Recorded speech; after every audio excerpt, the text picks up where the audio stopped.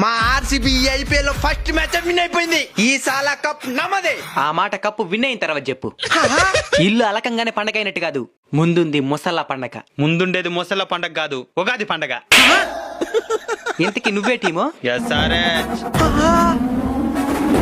ఊరే, మీరు ఆడేది T20 అనుకున్నారా, వన్డేలు అనుకున్నారా?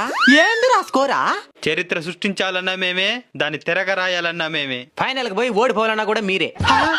ఐపీఎల్ లోనే హైయెస్ట్ స్కోర్లు కొట్టిన రికార్డు మా పేరు మీద ఉంది. ఐపీఎల్ ట్రోఫీల్ నే ఎక్కువ సార్లు కొట్టిన రికార్డు మా పేరు మీద ఉంది. అంటే నువ్వు ముంబై. ఏ టీమ్ లో అయినా ప్లేయర్సే ఉంటారు, కానీ మా టీంలో క్యాప్టెన్లే ఉంటారు. అందుకైనా ఫస్ట్ మ్యాచ్ చెన్నైతో ఓడిపోయింది. నాకు చెన్నై కూడా ఇష్టమే. ఏమే? తలా ఫర్ ఏ రీజన్.